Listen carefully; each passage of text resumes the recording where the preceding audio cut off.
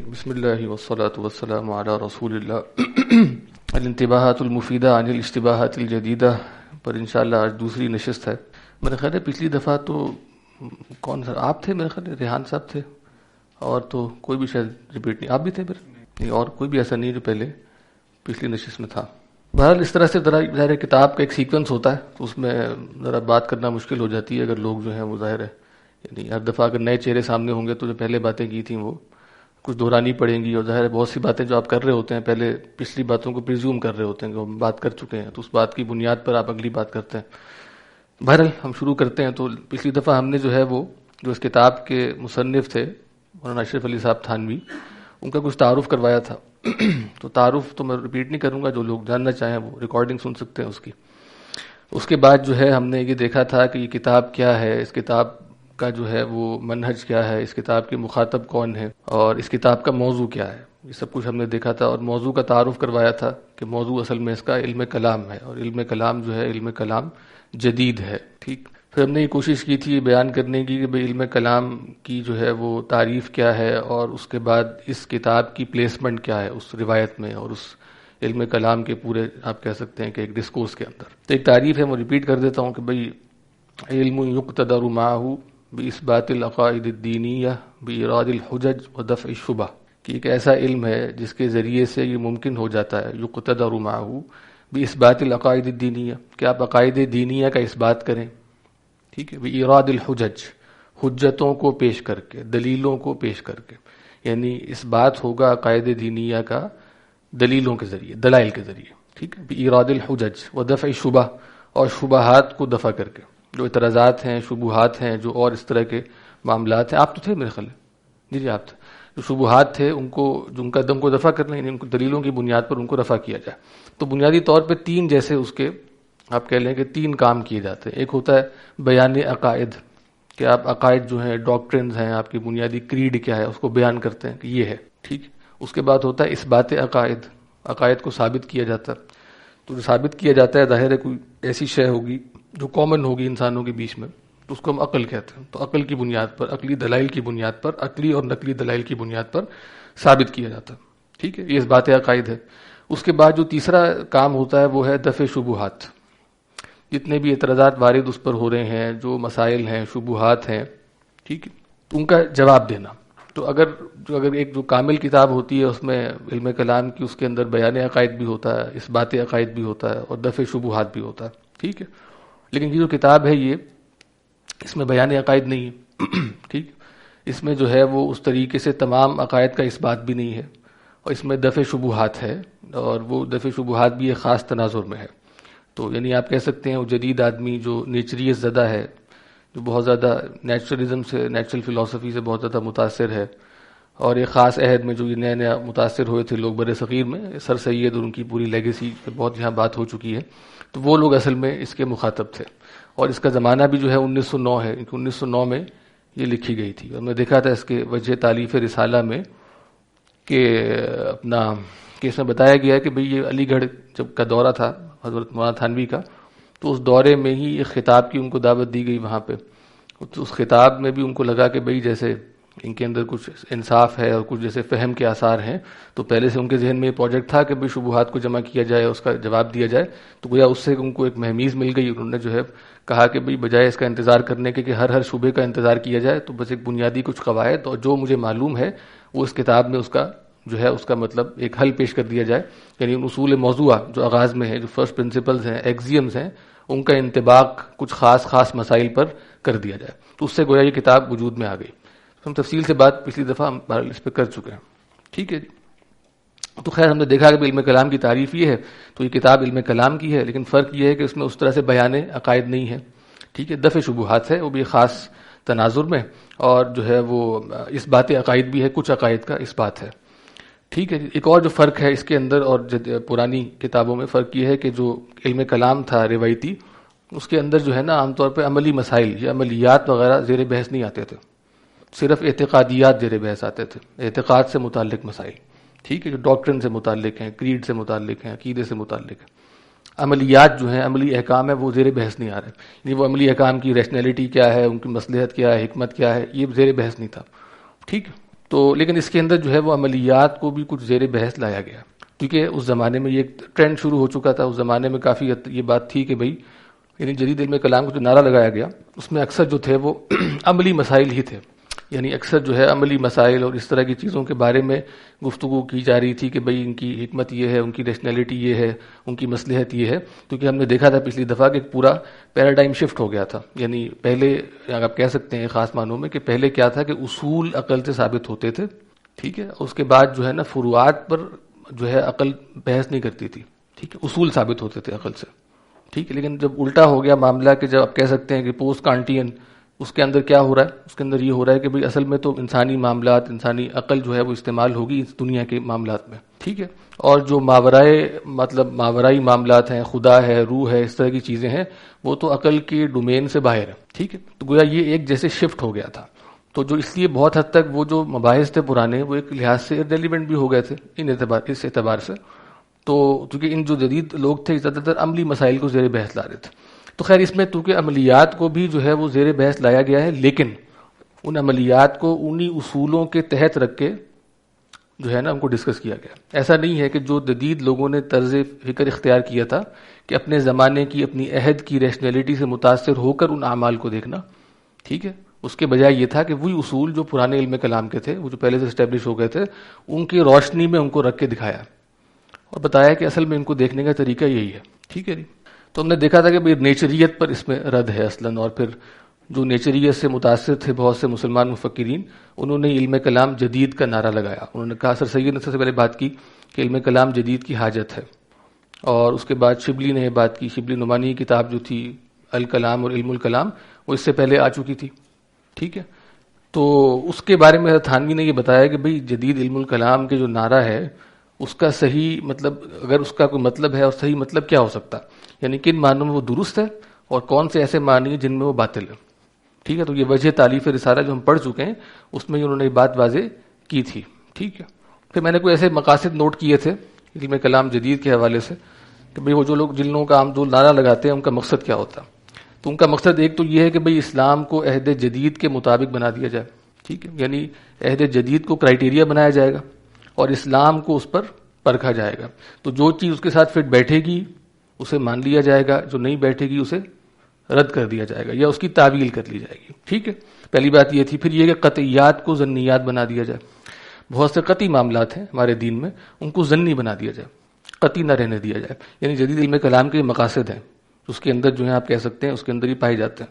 پھر نبوت کی اور کار نبوت کی جدید تعبیر کی جائے. کار نبوت کا مقصد کیا ہے، اس کی غایت کیا ہے.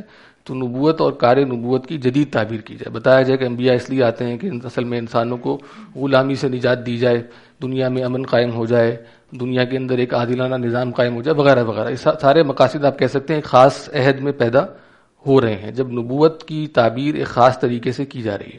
اور اسی طرح اگر آپ دیکھیں اقبال کی ریکنسٹرکشن میں جو ختم نبوت کا انہوں نے ذکر کیا ہے، وہ بھی اسی طرح کا ایک معاملہ ہے. انہوں نے ختم نبوت کو کیا کہا ہے کہ اصل میں ختم نبوت اعلان ہے انسان کی، یہ کہ انسان اب عاقل ہو گیا، انسان اب بالغ ہو گیا. تو گویا اب اس کو وحی کی حاجت اس طرح سے نہیں رہی. تو انہوں نے ختم نبوت کا یہ معاملہ، یہ اس کا اینگل بیان کیا. اور بہت سے لبرل حضرات اس کو بہت پسند کرتے ہیں کہ ہاں یہ زبردست بات کی. یعنی گویا وہی بات جو کانٹ کرتا ہے کہ انسان اب میچور ہو جائے، انسان اب بڑا ہو جائے، اور جو اس نے خود سے اپنے اوپر ایک جو ہے نا بچپنا طاری کیا ہوا ہے اس کو سائڈ پہ کر دے. تو گویا اقبال یہ بات کر رہے ہیں، وہ ختم نبوت کی خاص تعبیر کر رہے ہیں. تو یہ خاص تعبیر بھی جدید علم کلام کے ٹرینڈ سے پیدا ہو رہی ہے. اسی طرح سے آپ دیکھیں کہ بھئی سائنسی نظریات کو حتمی سمجھ کر نصوص کو ان پر پرکھنا، ٹھیک ہے. سائنسی نظریات کو آپ نے حتمی سمجھ لیا اور نصوص کو ان پر پرکھ رہے ہیں، ان پر جج کر رہے ہیں، ٹھیک ہے. یعنی ان کی تعویل کی جائے گی، اور اگر کوئی ایسی بات ہے جو بظاہر قانون فطرت کے خلاف نظر آئے، کوئی ایسی باتیں کی جا رہی ہیں، تو وہ کیا ہوں گی، ان کو رد کر دیا جائے گا یا تعویل کر لی جائے گی. جیسے سر سید کے ہاں بہت سے آپ جانتے ہیں کہ بھی جنات کا انکار کر دیا، روحوں کا انکار کر دیا. اس طرح کہا کہ بھئی جو فرشتے ہیں وہ بھی اصل میں جو جبریل ہیں وہ اصل میں نبی ہی کی ایک قوت جبریلیہ ہوتی ہے جو اس کے اندر پائی جاتی ہے. یہ گویا نبی کی فیکلٹی ہے، نہ کہ خارجی ہے یا خارجی وجود وغیرہ وغیرہ. اس طرح کی ساری تعبیرات یہیں سے پیدا ہوتی ہیں. پھر ایک اور جو چیز ہے وہ یہ ہے کہ اب کچھ کانسٹنٹس ہیں، کچھ ویریبلس ہیں، ثوابت ہیں، متغیرات ہیں دین میں نا. تو ثوابت کے دائرے کو کم کر دیا جائے اور ویریبلس کے دائرے کو بڑھا دیا جائے. کانسٹنٹس کم سے کم ہوتے جائیں ویریبلز بڑھتے جائیں، کیونکہ جتنے کانسٹنٹس کم ہوں گے، جتنے ثوابت کم ہوں گے، اتنا اس کی مطابقت ثابت کرنا ایک عہد کے ساتھ ممکن ہوگا۔ تو یہ بھی کیا جائے، بتایا نہیں اصل میں تو روح اسلام ہے، روح دین ہوتا ہے، اصل میں تو اس کا ایسنس ہوتا ہے، وہی اصل مطلوب ہے، باقی جو کچھ بھی ہے وہ تو قشر ہے، وہ تو گویا اس کا کیا ہے، چھلکا ہوتا ہے، وہ چھلکا یا اس کا جو کورنگ ہے وہ زمانے کے اعتبار سے ہوتی ہے۔ جو زمانہ بدلے گا، زمانہ آگے جائے گا، تو پھر کیا ہوگا، ہمیں اس کی اصل میں روح ہی کی ضرورت ہوگی، باقی زمانے کے اعتبار سے کوئی بھی آپ اس کی کورنگ کر لیں، کوئی بھی آپ اس پر ردہ چڑھا دیں، ٹھیک ہے جی۔ اور جو چھٹا نقطہ یہ ہے کہ ذرائع اور مقاصد کی ترتیب کو بدل دیا جائے، ٹھیک ہے، یعنی دین میں کچھ ذرائع ہیں، کچھ مقاصد ہیں۔ مقاصد گویا طے ہیں کہ اللہ تعالیٰ کی معرفت، اللہ تعالیٰ کی محبت، اللہ تعالیٰ کی عبادت، اصل میں دین کا یہ مقصد ہے بنیادی طور پر، اور باقی جو کچھ بھی ہے وہ گویا ذرائع کے طور پہ ہے، گویا وہ اس کو آسان کرتا ہے، مشکل کر دیتا ہے، باقی جو کچھ بھی ہے۔ تو اب ذرائع اور مقاصد کی ترتیب بدل دی جائے، کیونکہ جدید عہد میں کیا ہوا ہے کہ کچھ چیزوں کی اہمیت بہت بڑھ گئی، مطلب دنیا میں خاص طرح کی ترقی ہے، دنیا میں جو ہے پھلنا پھولنا ہے، یا دنیا میں ایک خاص طرح کا سماج کا قیام ہے، یا ایک خاص طرح کا نظم و نظام کا قیام ہے، یہ سب چیزیں جو کہ بہت مقصود ہو گئیں، تو گویا اب یہ ہو رہا ہے کہ بھئی یہ اصل میں جو ہے نا عبادت، محبت اور یہ سب چیزیں یہ اصل میں ذریعہ ہوتی ہیں۔ تو کچھ لوگوں کے ہاں تو یہ بات بہت آگے چلی گئی، انہوں نے کہا نماز کیا ہے، گویا ایک ٹریننگ ہے، ٹھیک ہے، گویا ٹریننگ ہے جس میں سب لوگ مل کے جو ہے وہ ان کا جو ہے گویا اکٹھ بھی ہو جاتا ہے، ایکسرسائز بھی ہو جاتی ہے، گویا تیار ہو جاتے ہیں اگلے مرحلے کے لیے۔ تو ٹھیک ہے، دین میں جتنی بھی اس طرح کی چیزیں ہیں گویا سب کیا ہیں، ٹریننگز ہیں، اور مقاصد کچھ اور ہیں۔ مقاصد وہی ہیں جو کس نے بتایا، مطلب مغرب نے بتایا، جدید عہد نے بتایا، یعنی ان سب کے ہاں اگر آپ دیکھیں تو بات وہی چل رہی ہے کہ اس کو اس کی مطابقت کو ثابت کیا جائے، ٹھیک ہے جی۔ تو یہ کچھ باتیں تھیں جو ہم پہلے بھی کر چکے ہیں بہرحال، تو وہ وجہ تالیف رسالہ جو لوگ آج نہیں آئے تھے وہ پڑھ لیجئے گا۔ اچھا جی، اس کے بعد جو ہم نے آج پڑھنا تھا وہ ہے جی افتتاحی تقریر جو بطور خطبے کے ہے۔ اس سے پہلے ہم یہ جانتے ہیں کہ یہ چونکہ ذکر ہو چکا ہے پہلے وجہ تالیف رسالہ میں کہ یہ جو خطبہ ہے اصل میں یہ وہی ہے جو علی گڑھ میں انہوں نے پڑھا تھا، ٹھیک ہے۔ وہ خطبہ ظاہر طویل تھا، وہ تو 2.5-3 گھنٹے کا تھا، تو 2 صفحے میں اس کی کوئی ایک خلاصہ سا پیش کیا ہے، اس کا کرکس نکال کے بیان کیا ہے کہ یہ وہی خطبہ جو علی گڑھ کے طلبہ کے سامنے پیش کیا گیا تھا 1909 میں۔ تو فرماتے ہیں کہ افتتاحی تقریر جو بطور خطبے کے ہے، سب کو مل گیا جی، ٹھیک۔ سورہ لقمان کی آیت کا ٹکڑا، کہتے ہیں کہ وَاتَّبِعْ سَبِيلَ مَنْ أَنَابَ إِلَيَّ، تو پیروی کرو اس کے رستے کی جس نے میری طرف انابت اختیار کی۔ یہ پوری آیت پڑھ کر جو ہے مضمون کافی لمبا بیان کیا گیا تھا، مگر خلاصہ اس کا لکھا جاتا ہے۔ آپ کو اس کتاب نہیں، پچھلی دفعہ نہیں تھے آپ؟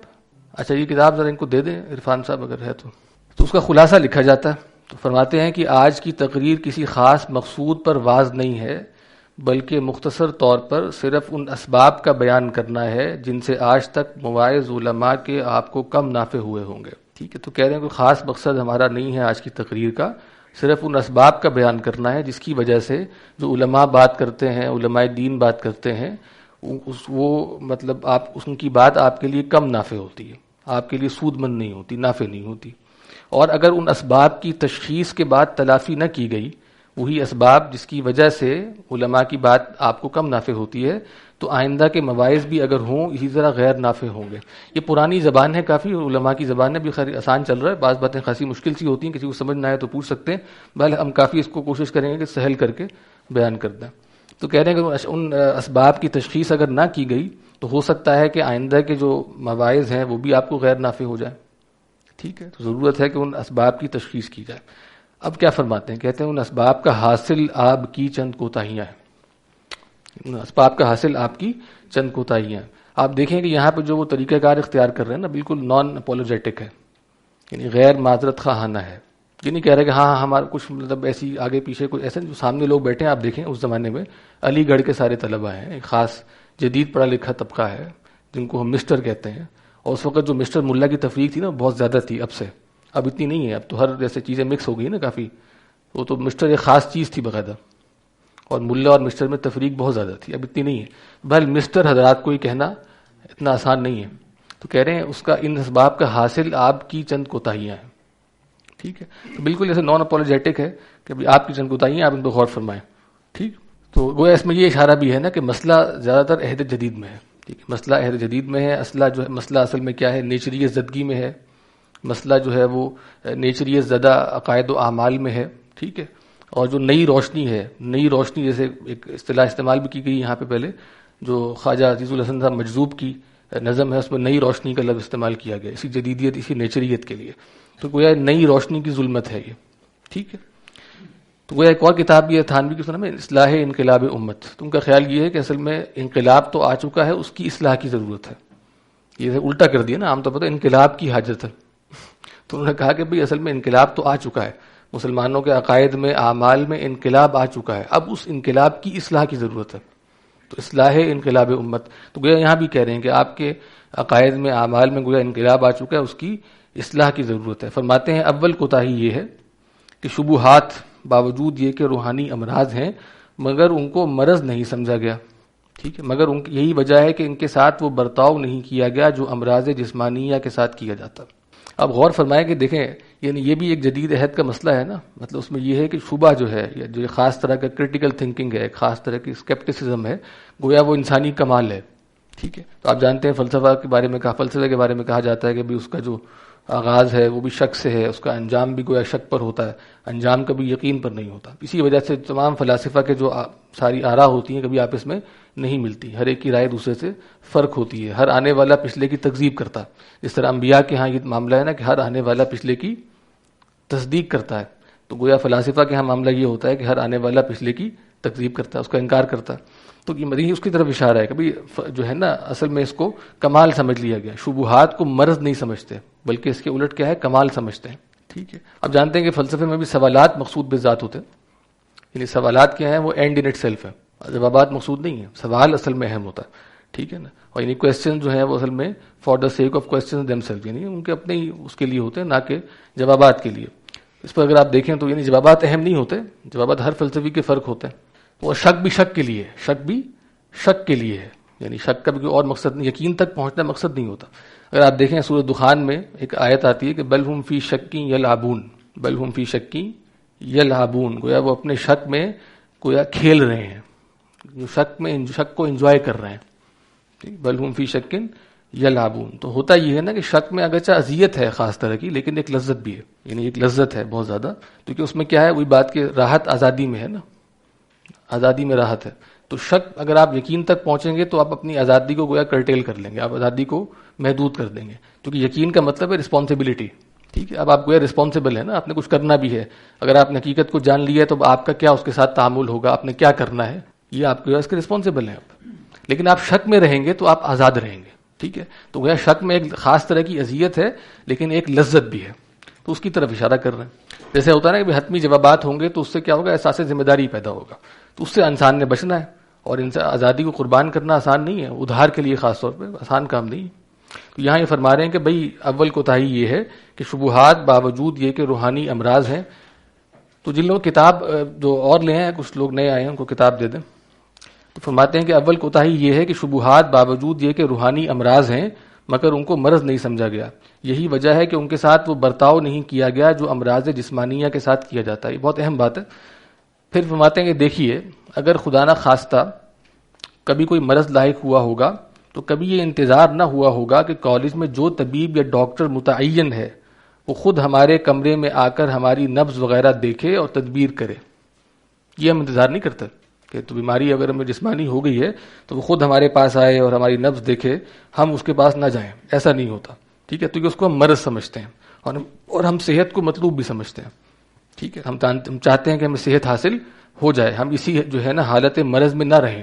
ٹھیک ہے. وہاں تو ہم ایسا نہیں کرتے جس طرح ہم شبہات کے ساتھ کرتے ہیں. تو کہتے ہیں کہ بھئی بلکہ خود اس کے قیام گاہ پر حاضر ہو کر اس سے اظہار کیا ہوگا، اور اگر اس کی تدبیر سے نفع نہ ہوا ہوگا تو حدود کالج سے نکل کر شہر کے سول سرجن کے پاس شفا خانہ پہنچے ہوں گے. ٹھیک ہے.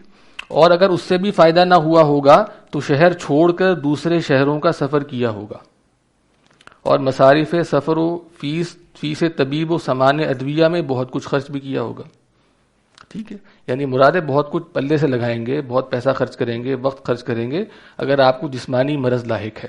لیکن شبہات جو کہ روحانی امراض ہیں ان کو آپ ایسا نہیں سمجھتے، بلکہ اس میں آپ اسی کے اندر رہنا پسند کرتے ہیں. ٹھیک ہے. آپ دیکھ لیں گے ان لوگوں کو مخاطب بنا رہے ہیں، بالکل صاف صاف بات کر رہے ہیں، کوئی اس میں لگی لپٹی نہیں. اچھا تو کہہ رہے ہیں غرض حصول شفا تک صبر و قناعت نہ ہوا ہوگا. پھر ان شبہات کے عروج میں کیا وجہ ہے کہ اس کا انتظار ہوتا ہے کہ علماء خود ہماری طرف متوجہ ہوں. آپ خود ان سے کیوں رجوع نہیں کرتے؟ اور اگر رجوع کرنے کے وقت ایک عالم سے خواہ اس وجہ سے کہ ان کا جواب کافی نہیں اور خواہ اس وجہ سے کہ وہ جواب آپ کے مذاق کے موافق نہیں، یہ دونوں صورتیں ہو سکتی ہیں نا، یا تو یہ کہ جواب کافی نہیں ہے، دوسرا یہ بھی ہو سکتا ہے کہ آپ کا جو مذاق ہے خاص طرح کا اس پر پورا نہیں اترتا، چلیں ٹھیک ہے تو آپ کسی اور کے پاس چلے جائیں، جس طرح ایک ڈاکٹر سے آپ کو شفا نہیں ہو رہی تو آپ کسی اور ڈاکٹر کے پاس جاتے ہیں، کسی اور طبیب کے پاس جاتے ہیں، یہی بات یہاں پہ کر رہے ہیں۔ تو کہہ رہے ہیں آپ کو شفا نہیں ہوتی تو کیا وجہ ہے کہ دوسرے علماء سے رجوع نہیں کرتے؟ کیسے سمجھ لیا جاتا ہے کہ اس کا جواب کسی سے بننا پڑے گا؟ کیسے آپ سمجھ لیتے ہیں؟ تحقیق کر کے تو دیکھنا چاہیے، حالانکہ جس قدر معالجہ جسمانیہ میں صرف ہوتا ہے یہاں اس کے مقابلے میں کچھ بھی صرف نہیں ہوتا۔ ٹھیک ہے، اب آگے کہہ رہے ہیں کہ جوابی کارڈ میں ظاہر ہے اس زمانے کی بات ہے 1909 میں کہ ایک جوابی کارڈ میں جس عالم سے چاہو جو چاہو پوچھنا ممکن ہے۔ باقی خیر اب تو ظاہر ہے کہ وہ معاملہ بہت فرق ہو چکا ہے، اب تو ہر شے کلک اوے ہے، کچھ بھی آپ دیکھ سکتے ہیں، کچھ بھی سن سکتے ہیں فوری طور پہ۔ تو اس سے ظاہر ہے اس کا مطلب یہ نہیں کہ اب بہت مسائل کو حل کرنا آسان ہو گیا، بلکہ شاید زیادہ مشکل ہو گیا، کیونکہ اب جب بہت چیزیں بیک وقت آپ کے سامنے ہوتی ہیں اور آپ جب سب کو سن لیتے ہیں تو آپ مزید کنفیوژن کا، مزید شک کا شکار ہو جاتے ہیں، کسی یقینی بات تک پہنچنا مشکل ہو جاتا ہے۔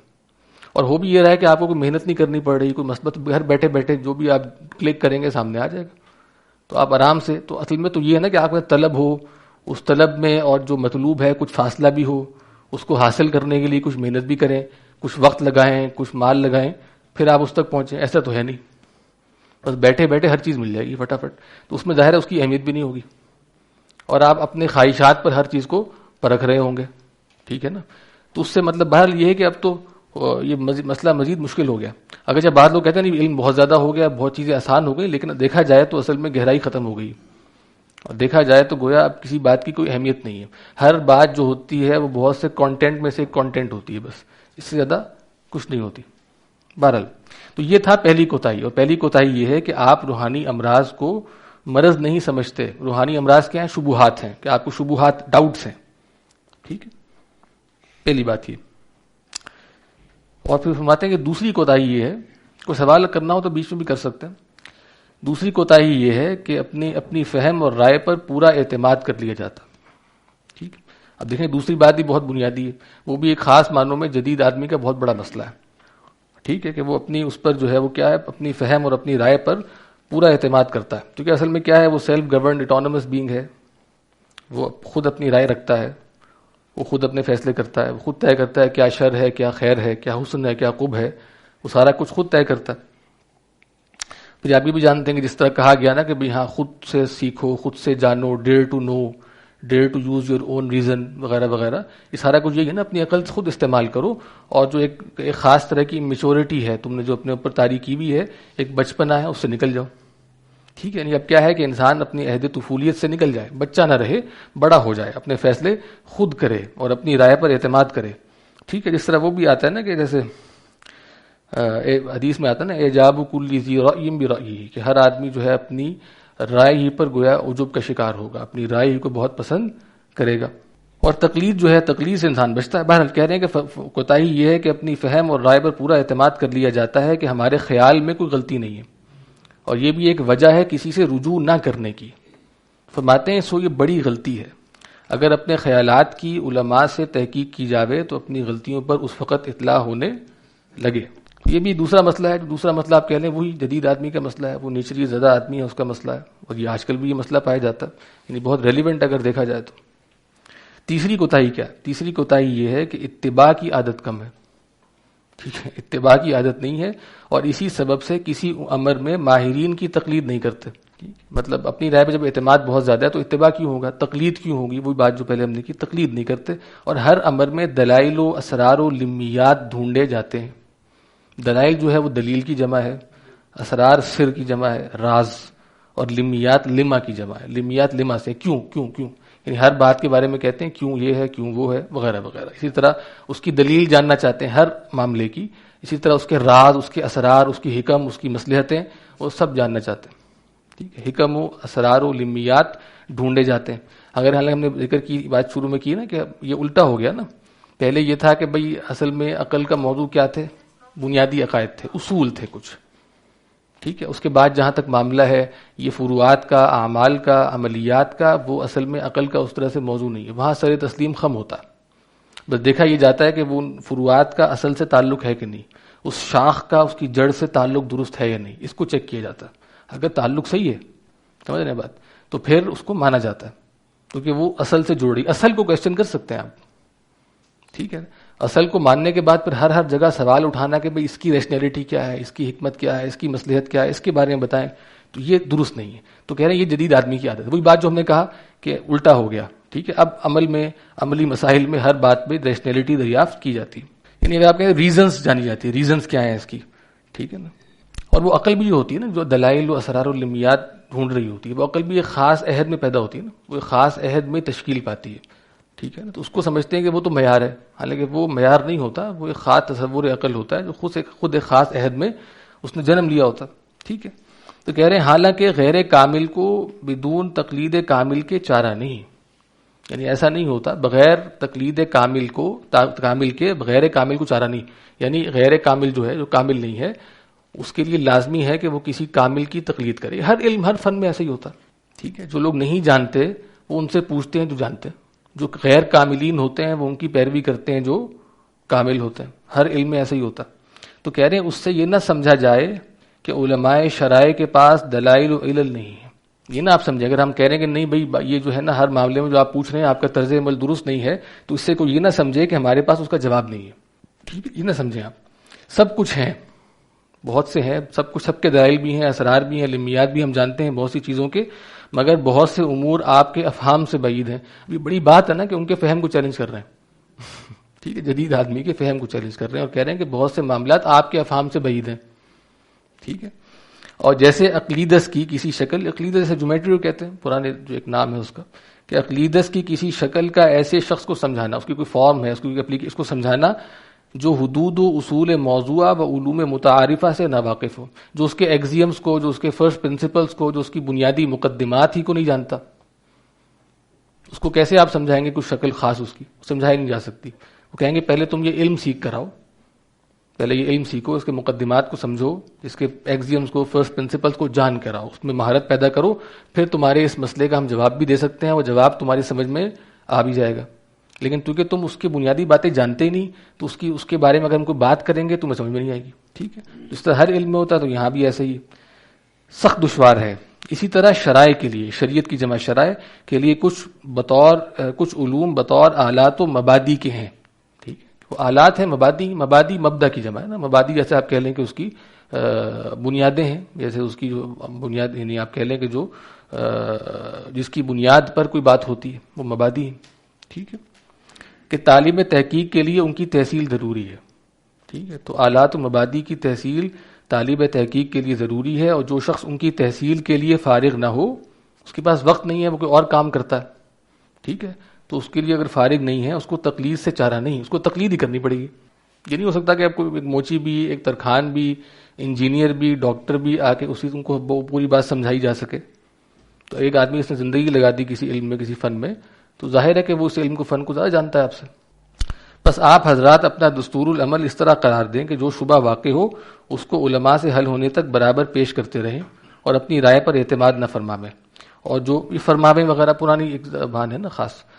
اور جو امر محققانہ طور پر سمجھ میں نہ آوے اس میں اپنے اندر کمی سمجھ کر علماء ماہرین پر وثوق اور ان کا اتباع کریں. انشاءاللہ بہت جلد پوری اصلاح ہو جاوے گی. اچھا، یہ ہم نے پڑھ لی افتتاحی تقریر جو بطور خطبے کے ہے. اس میں کوئی بات ہے تو پوچھ لیں.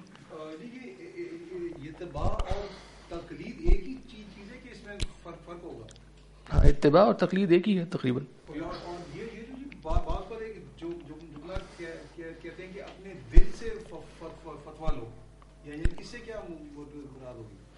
ہاں، مطلب وہاں پہ یہ ہوتا ہے کہ اگر کسی معاملے میں آپ کو جائز کہا جا رہا ہے اس کو، لیکن آپ کو لگ رہا ہے کہ اس میں مسئلہ ہے، اس کو لوگ الٹا استعمال کرتے ہیں، حالانکہ اس لیے نہیں ہے. استفتی قلبک ہے، استفتی قلبک. تو ہوتا یہ لوگ سمجھتے ہیں کہ ہاں لوگ تو ناجائز کہہ رہے ہیں، میرا دل کہہ رہا ہے کہ جائز ہے. یہ اس لیے نہیں ہے، اس لیے ہے کہ کوئی مفتی کہہ رہا ہے کہ یہ جائز ہے، لیکن آپ کے دل میں یہ آ رہا ہے کہ نہیں اس میں مسئلہ ہے، تو آپ اس پر عمل کریں. یہ بات کی جا رہی ہے یہاں پہ.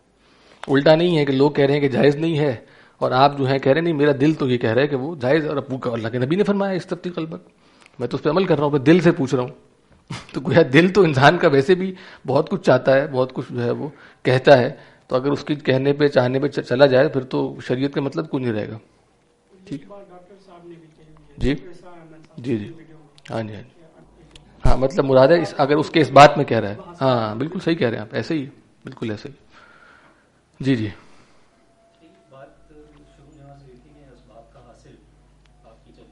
جی جی ایسے ہی. اصل میں یعنی ان اسباب کا حاصل کا مطلب یہ ہے کہ وہ اسباب اصل میں یہی ہیں. ٹھیک ہے، یعنی وہ اسباب ہی کا تذکرہ ہو رہا ہے. یعنی جو آپ کی چند کوتاہیاں ہیں وہ اصل میں اسباب ہیں. کس چیز کے اسباب ہیں؟ کہ آپ کو علماء کی بات سمجھ میں نہیں آ رہی یا آپ ان کی پیروی نہیں کر رہے، اس کے اسباب ہیں. وہ اسباب کیا ہیں؟ یہ کوتاہیاں ہی ہیں اصل میں. یعنی اس اسباب کا حاصل چند کوتاہیاں، مطلب وہ جو اسباب ہیں ان کا خلاصہ یہ چند کوتاہیاں ہیں جو ہمیں بیان کر رہی ہیں. یہ اسباب کا ذکر ہو رہا ہے. ٹھیک ہے، ہاں یہ اسباب ہیں اصل میں. جو تین کوتاہیاں ہیں، نہیں ایسا نہیں ہے. جو تین کوتاہیاں یہ اسباب ہی ہیں جن کا نتیجہ یہ ہے کہ علماء کے مواعظ بات شروع میں آپ کو کم نافع ہوں گے. ٹھیک ہے جی. اچھا جی، تو اس کے بعد وہ شروع کر رہے ہیں جی تمہید مع تقسیم حکمت. ابھی تھوڑا سا دقیق سا ہے، انشاءاللہ امید ہے کچھ نہ کچھ واضح ہو جائے گا. تو اب یہ آغاز میں لا رہے ہیں جی حکمت کو یا فلسفے کو، یعنی تمہید جو قائم کر رہے ہیں. ابھی کتاب شروع نہیں ہوئی، ابھی تمہید ہے اس کی. ٹھیک ہے، اس کے بعد اصول موضوع آئیں گے جو فرسٹ پرنسپلز ہیں یا ایکزیمز ہیں جو جن کا وہ انتباہ کے لیے آپ کے 7 اصول موضوع ہیں. ٹھیک ہے اس کتاب میں. اور اس کے بعد 16 ہیں غالباً انتباہات. ٹھیک ہے، یعنی فلاں فلاں مسئلے ہیں، شبہات ہیں، کوئی مسئلہ ہے، اس پر ان اصول موضوع کا اطلاق کیا گیا. یعنی بہت آپ کہہ لیں کہ لاجیکل سیکوینس سے لے کے چلتے ہیں یہ. تو پہلے اصول موضوع پہ بات کریں گے تو ان پر آپ بات پہلے طے کر لیں کہ یہ بات آپ کو سمجھ میں آ رہی کہ نہیں آ رہی. اور اکثر کیا ہے بدیہی ہے، اور وہ اگر سمجھ میں نہیں، اگر بدیہی اگر نظری لگ بھی رہے ہیں، جب ان کا بیان ہوگا تو وہ قریب قریب بدیہی کے ہو جائیں گے. بدیہی کا مطلب کیا ہوتا ہے؟ سیلف ایویڈنٹ ہے. ٹھیک ہے، تو اس سے پہلے اب اصول موضوع کا ذکر نہیں ہو، اس سے پہلے یہ کیا ہے؟ تمہید ہے مع تقسیم حکمت. تو جی جی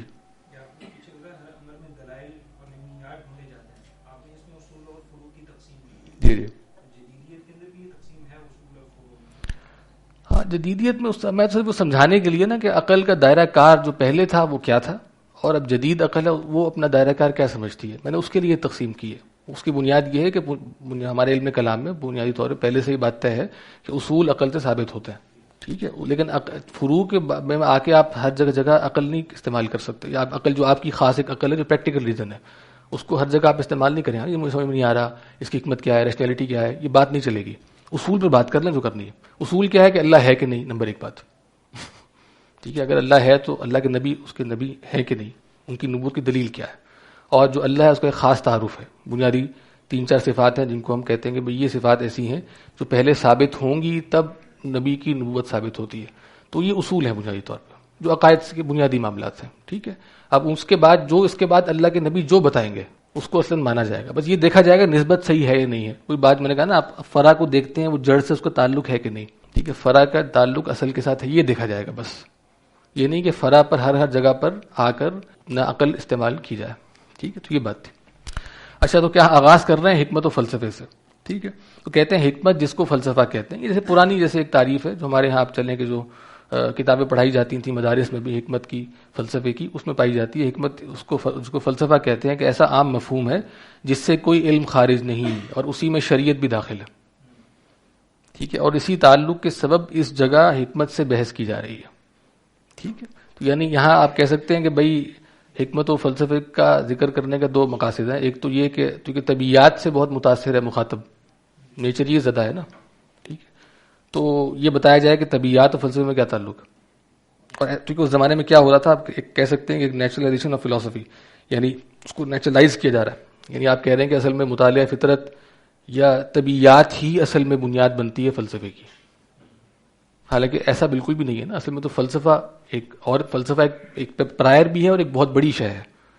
اور جو طبیعیات ہے فزکس اس کی ایک شاخ ہے. جس طرح آہستہ آہستہ الگ ہوتی گئی تو اس کی ایک شاخ ہے. تو گویا اس کو یہ جو مقصد یہاں بیان کرنے کا ایک تو یہ ہے کہ طبیعیات اصل نہیں ہے فلسفے کی بلکہ فلسفہ اصل ہے طبیعیات کی. ٹھیک ہے، اور دوسرا مقصد یہ ہے کہ شریعت اور اس کے درمیان بھی تعلق ثابت کیا جائے کہ شریعت کے جو مباحث ہیں وہ حکمت کے اور فلسفے کے کن کن مباحث سے تعلق رکھتے ہیں. یہ دونوں باتیں اسٹیبلش کی جائیں. تو تو فرما رہے ہیں کہ بھئی فلسفہ حکمت اپنے وسیع تر مفہوم پرانے مفہوم میں کیا ہے، ایک ایسا علم، ایک ایسی چیز ہے جس سے کوئی علم خارج نہیں اپنے عام مفہوم میں. ٹھیک ہے. وجہ یہ ہے کہ حکمت نام ہے، ابھی تعریف بھی ہے جو ہے نا یہ پرانی تعریف، حکمت نام ہے حقائق موجودہ کے علم کا. جو بھی حقائق موجودہ ہیں نا ان کے علم کا نام کیا ہے؟ حکمت، فلسفہ. اور جو مطابق واقع کے ہو، نمبر 2 حقائق موجودہ جو مطابق واقع کے ہو، اور اور اس حیثیت سے کہ اس سے نفس کو کوئی کمال معتد بھی حاصل ہو. ٹھیک ہے. تو یعنی کیا ہے؟ حقائق موجودہ کا علم جو مطابق واقع کے ہو اور اس سے نفس کو کوئی کمال معتد بھی حاصل ہو. تو اس میں کئی باتیں ہیں، اگر آپ دیکھیں تو اس میں ایک بات تو یہ ہے کہ یہاں پہ آپ کہہ سکتے ہیں کہ کورسپونڈنس تھیوری آف جو نالج ہے نا اس کی بات کی جا رہی ہے. یعنی آپ کہہ رہے ہیں کہ جو اصل میں علم ہوتا ہے وہ سبجیکٹ آبجیکٹ کا تعلق ہوتا ہے. یعنی اور علم وہی کہلائے گا جو آبجیکٹ کو صحیح طریقے سے بیان کرے گا. یعنی علم انسان کی تخلیق نہیں ہے، علم کو ایسا نہیں ہے کہ علم کو آپ پیدا کرتے ہیں. علم اصل میں حقائق کو جاننے کا نام ہے. سمجھ رہے ہیں بات؟ علم نام ہے حقائق کو جاننے کا. ٹھیک ہے. علم کو آپ پیدا نہیں کرتے. دوسرا coherence theory of knowledge, coherence theory of knowledge, تو اس میں یہ ہے کہ علم کے بیچ میں کوہیرنس ہونا ضروری ہے. کورسپونڈنس ہو یا نہ ہو یہ irrelevant ہے. جدید علم اسی پہ کھڑا ہے اگر دیکھا جائے تو. اکثر جگہوں پہ کورسپونڈنس نہیں ہوتی، کوہیرنس چاہیے ہوتی ہے. کیونکہ آپ تھیوری بناتے ہیں، آپ ایک ماڈل بناتے ہیں اور ماڈل کوہیرنٹ ہونا چاہیے. کورسپونڈنس اس کی ثابت ہوتی رہے گی نہیں ہوگی وہ الگ بحث ہے. ٹھیک ہے نا. یہاں بتا رہے ہیں کہ حکمت نام ہے حقائق موجودہ کے علم کا جو مطابق واقع کے ہو. ایک بات یہ ہو گئی. اور دوسری بات کہہ رہے ہیں اس حیثیت سے کہ اس سے نفس کو کوئی کمال معتد بھی حاصل ہو. ٹھیک ہے. یعنی صرف یہ نہیں ہے کہ وہ علم ہو گیا، آپ نے حقائق کو جان لیا، بلکہ اس کے بعد نفس کو کوئی کمال بھی اس سے حاصل ہو رہا ہو. ایک تو کمال علمی ہے، دوسرا کمال عملی ہے. یعنی علمی اور عملی کمال بھی نفس کو حاصل ہو رہا ہو. ٹھیک ہے.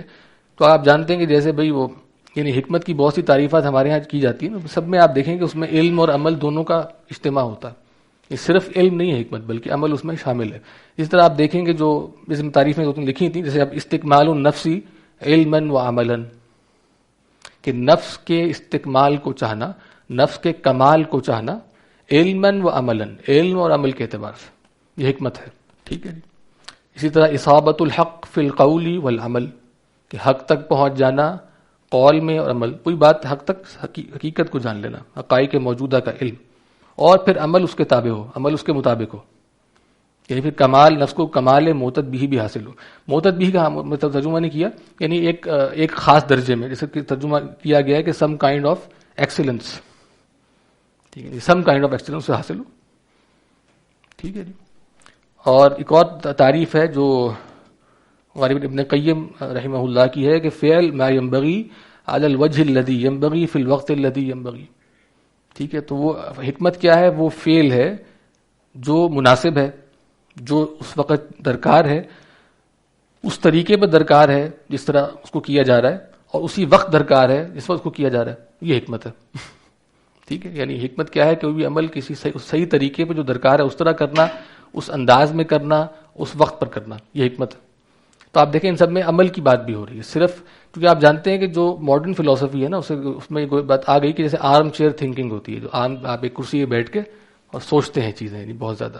جو پرانا فلسفہ تھا گریک فلسفی، وہاں بھی صرف ایسا نہیں تھا. وہاں بھی جب بات ہوتی ہے تو انسان کے نفس کی بات بھی ہو رہی ہے، انسان کی تہذیب کی بات بھی ہو رہی ہے، عمل کی بات بھی ہو رہی ہے.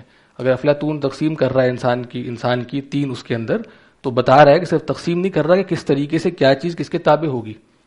اگر سب سے اوپر عقل ہے، اس کے بعد جو ہے وہ ایموشنز ہیں، پھر انسٹنکٹس ہیں، تو اس کی ترتیب بھی یہی ہے اصل میں. یعنی انسان کا کمال یہ ہے کہ نیچے کی دونوں چیزیں اوپر کے سے تابع رہے. یعنی اس کے عقل جو ہے متبوع ہو، اس کے جذبات، اس کی جبلت تابع ہو. یہ انسان کا کمال ہے. ٹھیک ہے. یعنی وہاں بھی حکمت آپ دیکھیں تو یہ اس میں انسان کے کمال کی بات بھی کی جا رہی ہے. اسی طرح اگر آپ دیکھیں جیسے وہ اس کے ہاں جو ہے نا جیسے ٹائپرٹائٹ اسٹرکچر آف سول جیسے آپ سے کہتے ہیں، تو یہ ہے. پھر اسی سے متعلق جو ہے ورچوز ہیں، یعنی اس کا ورچو کیا ہے؟ عقل کا، اس کا ہے نالج یا وزڈم. ٹھیک ہے. اس طرح آپ کہیں کہ بھئی جو آپ کی ایموشن ہے اس کا کیا ہے؟ کریج. ٹھیک ہے. اس طرح آپ کہیں کہ بھئی انسٹنکٹس کا کیا ہے؟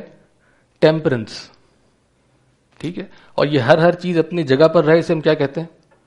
جسٹس. یہی کہلاتے ہیں 4 کارڈینل ورچوز. ٹھیک ہے, کیا ہے مطلب؟ نالج ہے, کریج ہے, ٹیمپرنس ہے اور جسٹس ہے. اس کا تعلق کس سے قائم ہو رہا ہے؟ وہی. اور یہ کون بتا رہا ہے آپ کو؟ افلاطون بتا رہا ہے. یعنی بتانا میں یہ چاہ رہا ہوں کہ یہ اصل میں کیا ہے, وہاں پہ حکمت جو تھی اس کا تعلق عمل سے, انسانی نفس کے کمال سے, تہذیب سے بھی تھا. صرف وہ arm chair thinking, arm chair فلسفی نہیں تھی. اس طرح آپ دیکھیں ایک اور تقسیم ہمارے یہاں جیسے امام غزالی نے بھی کی ہے اور بہت سے فلاسفہ انہوں نے بھی کی ہے کہ انسان کے اندر قوت علمیہ ہے, قوت غضبیہ ہے, قوت شہویہ ہے. وہ بھی یہیں سے ملتی ہے. اگر آپ دیکھیں تو قوت علمیہ وہی ذہن, قوت جو ہے غضبیہ ایموشنز, قوت شہویہ جبلت, وہی 3 تقسیمات وہی ان کا, ان کی بھی ورچوز وہی ہیں. آپ دیکھیں عفت ہے, عدل ہے, جو ہے وہ علم ہے, شجاعت ہے. یعنی وہی علم, شجاعت, عفت, عدل, وہی 4. ٹھیک ہے. اسی طرح سے آپ ایک اور تقسیم ہے ذہن, طبیعت, ارادے کی, وہ بھی یہی ہے. یہ ذہن, طبیعت, ذہن, ارادہ اور طبیعت. ٹھیک ہے. تو میں کہنا ہی چاہ رہا تھا کہ بھئی جو ہماری اس میں پرانی وہ تھا اس کے اندر کیا تھا کہ بھئی ایک خاص طرح کا, یعنی انسان کا یہ بات صحیح ہے کہ انسان کا جو مابی الامتیاز ہے وہ انسان کا کمال ہے. یعنی مابی الامتیاز کا کیا مطلب ہے؟ جو بنیادی طور پہ فرق ہے انسان میں اور جانور میں, وہ اس کا مابی الامتیاز ہے نا. ٹھیک ہے. تو وہی مابی الامتیاز ہی اس کا کیا ہے؟ کمال ہے. ٹھیک ہے. لیکن یعنی عقل و شعور, علم, یہ انسان کا کمال ہے. لیکن اس کے ساتھ ساتھ یہ بھی ہے کہ اس کا عمل جو ہے وہ اس کے علم, عقل و شعور کے تابع رہے, نہ کہ اس کا عمل جذبات یا جبلت کے تابع ہو. یہ بھی تھا اس میں. ٹھیک ہے. بہرحال تو ہم بات کر رہے تھے کہ جہاں نفس کو کمال معتدبی بھی حاصل ہو, اور جتنے علوم ہیں سب میں کسی نہ کسی حقیقت ہی کے احکام مذکور ہوتے ہیں. بات ہم نے کی ہے واضح یہاں پہ, یعنی جو حکمت کی تعریف کی گئی ہے اور اس میں کیا تعلق ہے, مطلب کیا فرق ہے اس سے کہ جس میں آپ کہتے ہیں کہ علم کا مسئلہ یہ نہیں ہے کہ وہ کورسپونڈ کرے حقیقت سے. یہ بہت بڑا مسئلہ ہے جدید دور کا نا, کہ اس میں اصل میں یہ کورسپونڈنس تھیری نہیں ہے, اس میں ساری کوہرنس تھیری چلتی ہے. لیکن اصل میں یہ بات ہے کہ حکمت نام ہے حقائق موجودہ کے علم کا. اچھا جی, مطلب اس میں یہ فرق ہے نا کہ مطلب کورسپونڈنس میں یہ ہے کہ جو آپ کا علم ہے وہ مطابق معلوم کے ہونا چاہیے, وہ مطابق موجود کے ہونا چاہیے, تب وہ علم کہلائے گا. ٹھیک ہے. اور کوہرنس میں یہ ہوتی ہے کہ ہمیں مطابقت نہیں درکار, ہمیں جو علم ہے اس میں باہمی طور پہ کوئی تناقض یا تضاد نہیں ہونا چاہیے بس, کیونکہ وہ ماڈل بناتا ہے اصل میں. ٹھیک ہے. تو یہ بات ہے. اب فرما رہے ہیں کہ غرض اس حکمت کی بتقسیم اولی, اولا لکھا ہے اولی ہے, 2 قسم ہے. کیونکہ جن موجودات سے بحث کی جاتی ہے یا تو وہ ایسے افعال و اعمال ہیں جن کا وجود ہماری قدرت و اختیار میں ہے, یا ایسے موجودات ہیں جن کا وجود ہمارے اختیار میں نہیں. ٹھیک ہے. تو یعنی حکمت کی کہہ رہے ہیں اس کہ 2 اقسام ہیں. ایک اقسام میں آپ موجودات کو زیر بحث لاتے ہیں, اور دوسرے اقسام میں آپ کیا قسم میں آپ لاتے ہیں؟ افعال و اعمال کو.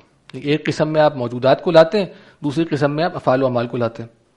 ٹھیک ہے. تو موجودات میں کیا ہے؟ موجودات وہ ہیں جن کا وجود ہمارے اختیار میں نہیں ہے, اور افعال و اعمال کون سے ہیں؟ جن کا وجود ہمارے قدرت و اختیار میں ہے. ٹھیک ہے. یہ بات واضح ہے جی. یعنی حکمت کی 2 تقسیم کر رہے ہیں نا. ایک تقسیم کیا ہے جسے کہتے ہیں حکمت عملی. ٹھیک ہے. حکمت عملی وہ ہے جس میں افعال و اعمال زیر بحث ہوتے ہیں, اور افعال و اعمال وہ زیر بحث ہوتے ہیں جو آپ کی قدرت اور اختیار میں ہوں. ٹھیک ہے. وہ کیا حکمت عملی ہے. اور حکمت کی دوسری قسم ہے حکمت نظری, اور حکمت نظری میں وہ موجودات زیر بحث ہوتے ہیں, افعال و اعمال نہیں, موجودات. ٹھیک ہے. جو آپ کے زیر اختیار نہیں ہے, مطلب کائنات ہے, سب کچھ جو باہر پایا جاتا ہے وہ سارا موجودات ہے نا. تو موجودات کس میں ہوتے ہیں؟ حکمت نظری میں, اور حکمت عملی میں افعال و اعمال. ٹھیک ہے. اس سے 2 تقسیمات بنتی ہیں, حکمت عملیہ اور حکمت نظریہ. یہ بات واضح ہے جی. اب ہر کی 3 اقسام ہیں. تو یہ بیسیکلی حکمت کی روایتی تعریف اور حکمت کی اقسام, یہ اس کا موضوع ہے اصل میں جو ہم تمہید پڑھ رہے ہیں. تو کہہ رہے ہیں قسم اول کے احوال جاننے کا نام حکمت عملیہ ہے, اور قسم ثانی کے احوال جاننے کا نام حکمت نظریہ ہے. اور ان 2 قسموں میں سے ہر قسم کی 3 قسمیں ہیں. ٹھیک ہے. ہر قسم کی 3 قسمیں ہیں, کیونکہ حکمت عملیہ یا تو ایک شخص کے مسالے کا علم ہے جس کو تہذیب اخلاق کہتے ہیں. یعنی حکمت عملی میں یا تو ایک شخص کے مسالے مصلحتوں کا علم ہے. ٹھیک ہے. تو اس کو کیا کہیں گے؟ تہذیب اخلاق. ایک آدمی کی مصلحتیں تو تہذیب اخلاق کہلائے گا. ٹھیک ہے جی. یعنی سیلف پیوریفیکیشن ہے, رذائل نفس سے اپنے آپ کو جو ہے پاک کرنا ہے, اور فضائل سے آراستہ کرنا ہے. یعنی تخلیہ ہے اور تہلیہ ہے. تہلیہ کیسے کہتے ہیں؟ تہلیہ کہتے ہیں آراستہ کرنے کو, یعنی فضائل سے آراستہ کرنا. اور تخلیہ کیا ہے؟ رذائل سے پاک کرنا. تو تخلیہ اور تہلیہ, رذائل و فضائل, یہی کس کا موضوع ہے؟ تہذیب اخلاق کا. تو اس میں کیا اصل میں ایک شخص کی مصلحتوں کا علم ہے. ٹھیک ہے جی. اور یا ایک ایسی جماعت کے مسالے کا علم ہے جو ایک گھر میں رہتے ہیں. یعنی یا تو ایک شخص کی مصلحتوں کا علم ہوگا کو تہذیب اخلاق کہیں گے, یا ایک جماعت کی مصلحتوں کا علم ہوگا جو ایک گھر میں رہتے ہیں, اسے کہتے ہیں تدبیر المنزل. ٹھیک ہے. یعنی پہلا کیا تھا؟ ایتھکس تھا. دوسرا کیا ہے؟ اس کو ڈومیسٹک اکانومی بھی کہہ سکتے ہیں آپ. ٹھیک ہے. تدبیر المنزل. ٹھیک ہے. یعنی ایک شخص کی مصلحتیں اور جماعت کی مسالے جو ایک گھر میں رہتے ہیں, یا ایک ایسی جماعت کے مسالے کا علم ہے جو ایک شہر یا ایک ملک میں رہتے ہیں. اس کو سیاست مدنیہ بھی کہتے ہیں, پالیٹکس. یعنی حکمت جو عملی ہے, حکمت عملیہ ہے, اس کی 3 اقسام ہو گئی: ایتھکس, ڈومیسٹک اکانومی اور پالیٹکس. یعنی دوسرے الفاظ میں تہذیب اخلاق, تدبیر المنزل اور سیاست مدنیہ یا سیاست مدن بھی کہتے ہیں. ٹھیک ہے جی. یہ تینوں قسمیں کس کی ہو گئی؟ حکمت عملیہ کی ہو گئی. اور حکمت نظریہ ابھی تھوڑا سا مشکل ہے, آگے انشاءاللہ آسان ہو جائے گا. حکمت نظریہ یا تو ایسی اشیاء کے احوال کا علم ہے جو اصلاً مادے کی محتاج نہیں, نہ وجود خارجی میں اور نہ وجود ذہنی میں. میں پورا بیان کرتا ہوں پھر اس کو انشاءاللہ واضح کرتا ہوں. اس کو علم الہی کہتے ہیں.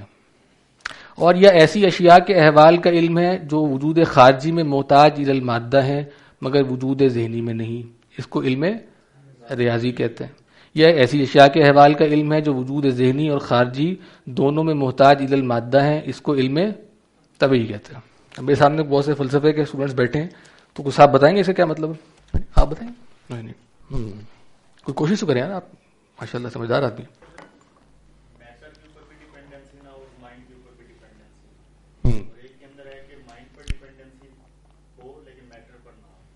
نہیں وہ تو یہ بیان کر رہے ہیں, اس کا انطباق کیسے, اس کا مطلب کیا ہے؟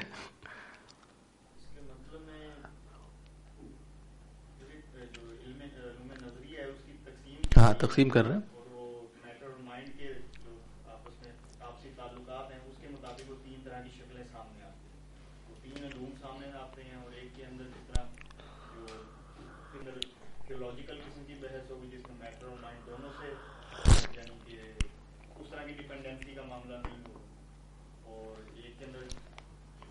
ہاں ٹھیک ہے, آپ صحیح کہہ رہے ہیں.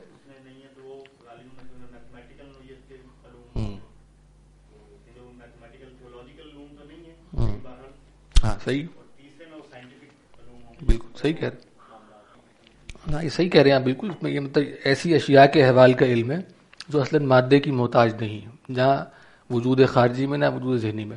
یعنی کہنا چاہ رہے ہیں الہیات میں اللہ تعالیٰ کی ذات و صفات زیر بحث آتی ہے, تو ذات و صفات کا کی نہ کانسیپٹ مادے سے بنتا ہے اور نہ وہ خارج میں مادی ہوتے ہیں. ٹھیک ہے. یعنی جو آپ کے ذہن میں آپ اس کو کہتے ہیں نا ذات صفات ہے, اس کا علم ہے, تو علم بھی جو آپ کے ذہن میں فارمولیٹ ہو رہا ہے وہ کسی میٹر کی فارم میں نہیں ہو رہا ہوتا. یعنی اس میں محتاج الی المادہ نہیں ہے, نہ وجود خارجی میں نہ وجود ذہنی میں. تو خارج میں تو ظاہر ہے کہ مادے کی محتاج نہیں ہے, ذہن میں بھی نہیں ہے. اس کو فرق کیسے کر رہے ہیں؟ علم ریاضی سے. اس کو آپ دیکھیں, وہ کہہ رہے ہیں وہاں پہ کیا ہو رہا ہے, ایسی اشیاء کے احوال کا علم ہے جو وجود خارجی میں تو محتاج الی المادہ ہیں مگر وجود ذہنی میں نہیں ہے. کیسے؟ اس طرح کہ بھائی وجود خارجی میں جب بھی خارج میں جب بھی نمبر پایا جائے گا تو کسی چیز کے اندر پایا جائے گا نا, 1 کرسی 2 گلاس 3 چیئرز وغیرہ کچھ بھی, لیکن 1 2 3 کانسیپٹس ہیں پیور. ٹھیک ہے, نمبرز پیور کانسیپٹس ہیں نا, وہاں مادے کی احتیاج نہیں ہے نمبر کو سوچنے کے لیے. لیکن جب بھی خارج میں ہوگا تو کوئی شے ہوگی جو 1 2 3 4 5 7 8 10 ہوگی. سمجھ رہے ہیں بات؟ تو علم ریاضی میں کیا ہے, خارج میں کیا ہے, احتیاج الی المادہ ہے, مادے کی احتیاج ہے, ذہن میں نہیں ہے. طبیعیات فزکس کو تو وہاں کیا ہے, ذہن میں بھی ہے اور خارج میں بھی ہے. جب اس کو آپ کنسیپچولائز کریں گے تو وہاں بھی جو پورا تصور بنے گا وہ مادی ہوگا, اور جو خارج ہے وہاں بھی مادہ ہے. ٹھیک ہے. تو آپ کہہ سکتے ہیں کہ نہیں بہت سے ماڈل میتھمیٹیکل ہوتے ہیں, یہ ذہن میں آیا اعتراض کسی کا نہیں آیا, تو اس میں یہ ہوتا ہے کہ بھئی ہاں بالکل صحیح بات ہے, لیکن وہ اصل میں اس کے پیچھے ہوتے ہیں نا ماڈل. وہ ٹھیک ہے, وہ علم ریاضی میں بات چلی جائے گی, لیکن جب بھی آپ طبیعیات کو زیر بحث لا رہے ہیں ایز اے میٹر کے, تو ذہن میں تصور ہوگا وہ بھی مادی ہوگا اور خارج میں بھی مادی ہوگا. تو یہ انہوں نے ایک تقسیم کی بنیاد بنایا. آپ دیکھیں تو حکمت نظری کی یہ 3 اقسام ہو گئی, حکمت عملی کی ہم 3 دیکھ چکے ہیں, حکمت نظری کی 3 ہو گئی. ایک الہیات, ریاضیات, اور تیسرا علم طبیعیات, فزکس, میتھمیٹکس اور تھیولوجی یا meta physics. Meta physics mathematics اور فزکس. ٹھیک ہے. تو علم نظری ہے، یہ تین ہوں گے. علم کیا حکمت عملی کی تین پہلے ہو چکی ہیں، حکمت نظری کی یہ تین. تو اب یہ سمجھ میں آ گیا، کسی کو نہ پوچھ سکتے ہیں، کسی کو سمجھ میں نہ آیا تو میٹا فزکس جو بھی معاملات اللہ تعالیٰ کی ذات و صفات سے متعلق ہیں اصلاً، جو میٹا فزیکل ہیں، جو ماورائے مادہ ہیں.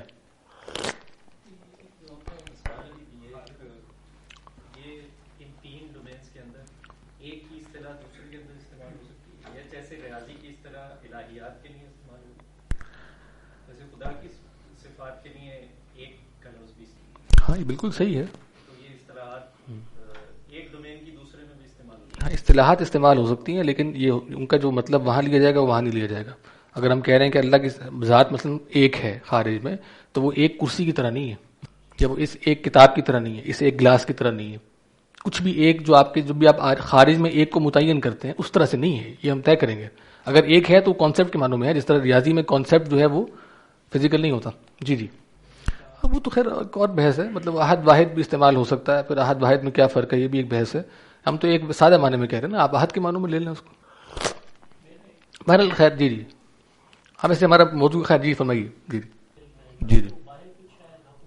ہاں جی جی جی بالکل صحیح. بالکل صحیح ہے.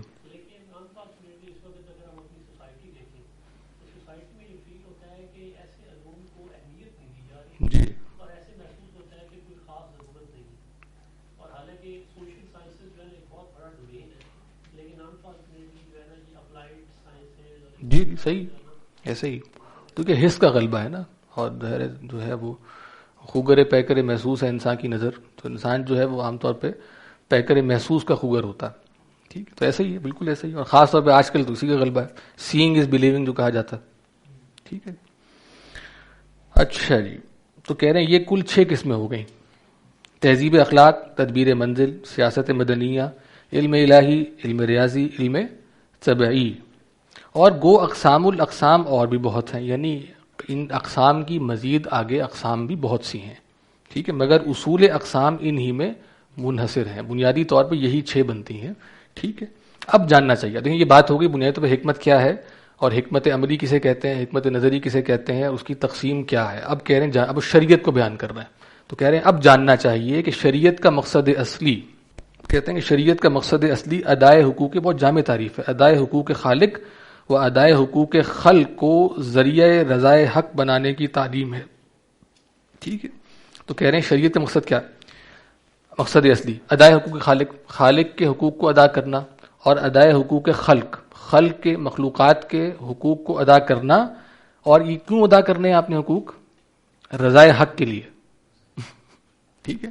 رضائے کہ اصل میں ایسا نہیں ہے کہ حقوق کو ادا کرنا فی نفسی ہی مقصود ہے، اپنی ذات میں مقصود ہے، یا حقوق خود سے طے ہو جائیں گے. نہیں، جو بات اللہ کے رضا کا باعث بنے گی وہی حق ہوگا اصل میں. ٹھیک ہے نا. یہ بتانا چاہ رہے ہیں. تو بہت جامع تعریف ہے. شریعت کا مقصد اصلی ادائے حقوق خالق و ادائے حقوق خلق کو ذریعہ رضائے حق بنانے کی تعلیم ہے. مگر آگے فرماتے ہیں مگر گو مصالح دنیویہ بھی ان پر مرتب ہیں. اب یہ ہر جملہ ہر لفظ نا بہت ٹھوک بجا کے لکھا گیا ہوتا. یہاں کیا کہہ رہے ہیں؟ گو مصالح دنیویہ بھی ان پر مرتب ہیں. یہ نہیں کہہ رہے کہ مصالح دنیویہ بھی کی بنیاد پر وہ ہیں، یہ نہیں کہہ رہے، ان پر مرتب ہیں. اس کا مطلب یہ ہے کہ احکام کی بنا جو ہوتی ہے وہ حکمت پر اور مصلحت پر نہیں ہوتی اصلاً. ہاں یہ ہے کہ وہ اللہ کا حکم ہوتا ہے. ہاں یہ ہوتا ہے کہ جب حکم آ گیا تو اب اس کی بہت سی مصلحتیں، بہت سی حکمتیں بھی جانی جا سکتی ہیں، اور ان سے بہت سی مصلحتیں، حکمتیں پیدا ہوتی ہیں. لیکن ایسا نہیں کہ وہ جو حکمتیں، مصلحتیں پیدا ہو رہی ہیں اس کی بنا پر حکم دیا گیا تھا. تو یہ مطلب ہے گو مصالح دنیویہ بھی ان پر مرتب ہیں. ٹھیک ہے. اب آگے دیکھیں. اور جہاں خلاف مصلحت دنیویہ معلوم ہوتا ہے تو وہاں مصلحت جمہوری کو مصلحت شخصیہ پر مقدم کیا ہے.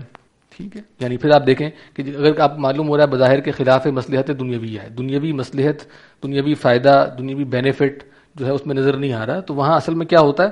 یا تو مصلحت جمہوری کو مصلحت شخصیہ پر مقدم کیا، یعنی انڈیویجول گڈ پر پبلک گڈ کو ترجیح دی گئی ہے. یعنی وہاں پہ اصل میں اگر لگ رہا ہے کہ بھئی ایک بندے کے ساتھ تو زیادتی ہو رہی ہے، لیکن وہ کیا ہو رہا ہے اصل میں؟ اس میں سماج کا یا معاشرے کا فائدہ ہے. وہاں کیا ہو رہا ہے؟ مصلحت جمہوری کو مصلحت شخصیہ پر مقدم کیا گیا، اور یا اس مصلحت سے زیادہ اس میں روحانی مضرت تھی، اس کو دفع کیا گیا. تو روحانی مضرت کا دفع کرنا خود ایک مصلحت ہے، چاہے پازیٹیو مصلحت آپ کو بیان نہ کر سکیں. سمجھ رہے ہیں بات؟ کہہ رہے ہیں دو صورتیں ہو سکتی ہیں. اگر آپ کو بظاہر لگ رہا ہے کہ ایسا نہیں ہے تو یا تو مصلحت جمہوری کو مقدم کیا گیا ہوگا وہاں پہ، یا کسی روحانی مصلحت کو کسی روحانی مضرت کو دور کیا گیا ہوگا. ٹھیک ہے، بات واضح ہے جی.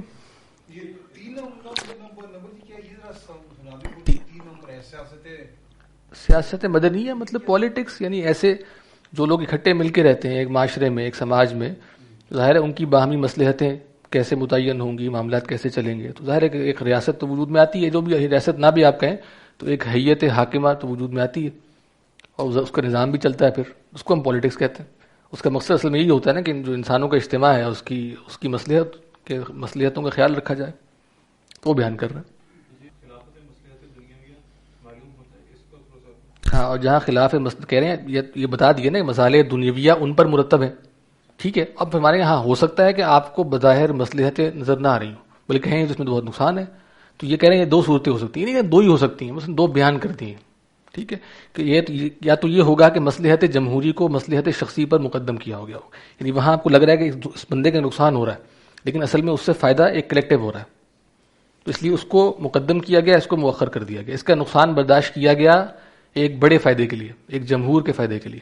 کیا تو یہ ہوگا، یا اس میں کوئی روحانی مضرت تھی اس کو دفع کیا گیا. لازمی نہیں کہ آپ روحانی مضرت جان بھی لیں، ویسے بتا رہے ہیں کہ اگر تمہیں بظاہر معلوم نہیں ہو رہا تو یہ بات ان دو باتوں میں سے ایک بات بھی ہو سکتی ہے، اس کے علاوہ بھی ہو سکتی ہے. دو انہوں نے بیان کر دی. جی مطلب آپ کہہ سکتے ہیں بہت سی سزائیں، آپ کہیں کہ بھئی یہ اس میں سے مثال دے رہا ہوں شریعت کی کہ بھئی یہ تو بہت اس طرح کی ہیں، یہ تو اس میں یہ ہے، لوگ اس طرح کی باتیں بھی کرتے ہیں. تو ان دی اینڈ ظاہر ہے کہ اگر اس طرح کی چیزیں ہوتی ہیں تو جو فوائد بھی اس کے ہوتے ہیں وہ بھی لوگ جانتے ہیں. ٹھیک ہے، اس کی وجہ سے جو ہے وہ کرائم ریٹ کتنا کم ہو جاتا ہے وغیرہ. اگرچہ ہم یہ نہیں کہہ رہے کہ اس لیے وہ سزائیں بھی بات پہلے ہو چکی ہے بات کہ گو مسالے جو دنیاویہ ہیں ان پر مرتب ہیں. ٹھیک ہے، اچھا جی.